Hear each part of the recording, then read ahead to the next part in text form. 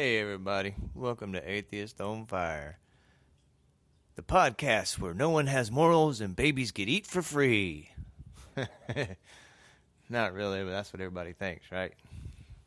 Anywho, I was messaging back and forth with somebody from Twitter today and was asked a couple questions, and I thought, wow, I haven't really told anybody out here the answers to these questions, and maybe I should, and that way that gives a little background to me and how I feel and why I feel the way I feel.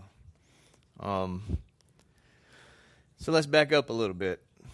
Quite some time back, I was actively involved in the church. Actively was a trustee member and a youth council minister and, all that kind of fun stuff. And, worked at the church for a while and took care of everything and, was actively involved in all kinds of places. Played in the music part. All over the church. Did the Bible studies and the get-together groups and all that jazz. And I really tried. I really wanted to. I really thought I did. And the more I read the Bible and the more I studied it and the more I looked at it, the more I thought, wow, something's not right. And so I kind of got disenfranchised with the whole thing and had some fallings out with some people over the attitudes and left and did some more studying and some more looking and some more research and thought, holy crap. If you believe this, you're delusional. Holy crap. And here I am now after all these years of studying and looking and researching and trying to figure out what it means, and I finally come to the conclusion that it doesn't mean anything because none of it's real. We kind of know where the Bible came from now, and it's not the Word of God. There's so many contradictions in it and so many pieces that were written at so many different times and thrown together and voted on, and then it was made laws and voted by sword. And we know how all that happened. We've got that. We figured that out. You get the New Testament and they talk about Jesus, and then you start doing the research on that and you realize, well, shit, he probably wasn't real either. Holy crap. There's really no evidence for him being real. He doesn't become real till much later. He wasn't even a part of the original thing. But anyway, that's a whole other research project for you guys. But then you start looking at just everyday life. And you start thinking about it. And you start looking at things that happen and things that go on. And you realize that there can't possibly be an all-loving God. There can't. I forget who it was, but he says, you go into a children's cancer hospital today, and you can see that there is no all-powerful, all-knowing, all-present, all-loving God. You can see it. These people pray for their children and pray for their children and pray for their children, and they die just as fast. No change. You can look at the world around you and tell that there is no loving God. God of the Bible is impossible to exist. Well, I can't say impossible because, there's a probability of everything, and probability is it's not. But, we should just know that the Torah, the Bible, the Quran,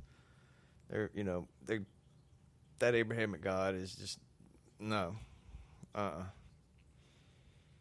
He doesn't exist. We know that's been manipulated by man and changed and so many things done to it and with it and for it and by it that we know.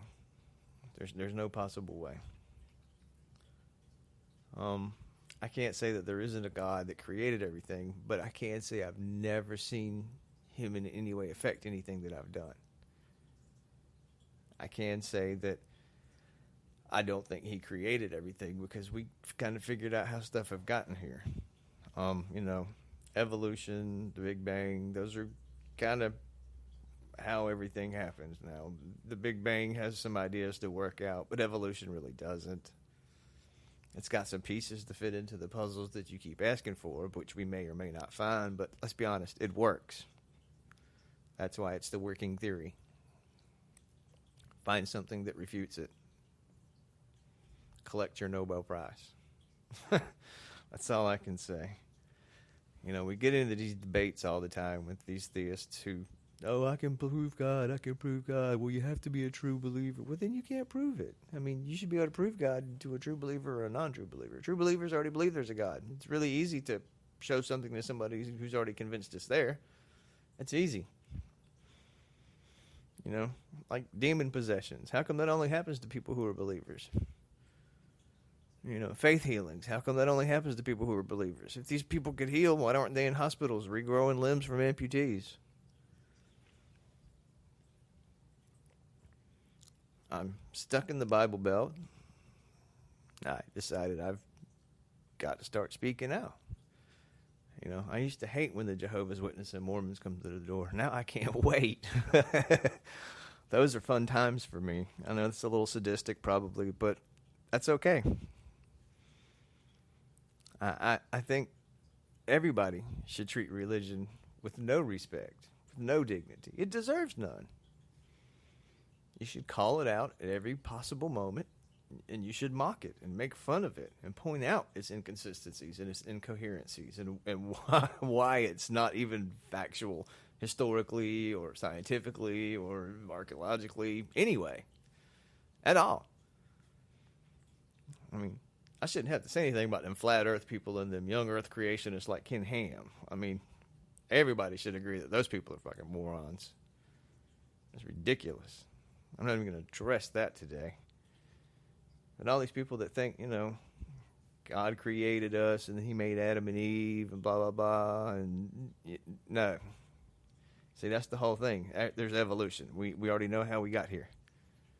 And since we have evolution, we no longer have a need for the Adam and Eve story. And since Adam and Eve didn't happen, there's no original sin. And since there's no original sin, there's no need for Jesus, blah, blah, blah. It's just a long cycle. Once you bust one wall, they all fall down. I mean, I know you want to cling to that little thing with faith, but faith is believing in something without or against any evidence. There's lots of evidence to say it's not true, guys. You know, I wouldn't stand up and speak so loudly if you didn't try to put it in schools as education, or you didn't try to put it into my laws, because, you know, not all of us apply to that. Somebody pointed something out last night, said, what's wrong with me having an invisible friend Larry? He doesn't hurt anybody, and as long as I like to believe in Larry and it doesn't hurt anybody, then what's the problem? And I said, well, you can have your invisible friend Larry, but I don't believe in Larry. So you and Larry can play in your own yard, and you can make all the rules you want in your own yard. But as soon as you start trying to impose your rules in my yard, we're going to have a problem. I don't mind that you have an invisible friend named Larry, but I don't believe Larry is real, and Larry should not dictate who and how I play with, when I play with him in my yard. So if it would please you, will you and Larry stay the fuck off my grass? Well, the Christian immediately threatened me with violence, which is typical. But, you know, that's just the point right there. I don't care that you have a invisible imaginary friend that you talk to. So what? Have at it if that makes you feel good. But don't try to put him in the education system.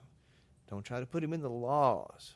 Don't try to use his rules and morals to dictate who you can be prejudiced against. Just don't do that.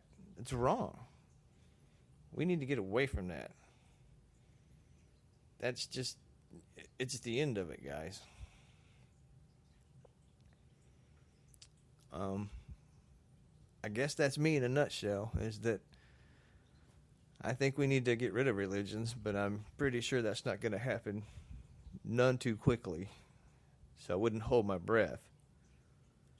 But I would say that there's going to be a rise in critical thinking skills over the next few decades, which is going to lead to less religious people and rules being made more on a evidence-based analysis instead of a faith-based analysis. One would hope, anyway. That seems to be the trend, but one would hope it would only, increase exponentially along the way. We can only, wish for the best, I guess. Or as the Christians would say, you could pray. Sorry when I mock you, but you deserve to be mocked.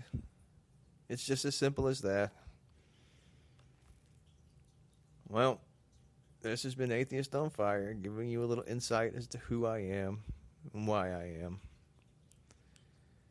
I hope everyone has a great day, and I can't wait to talk to you again. Until next time.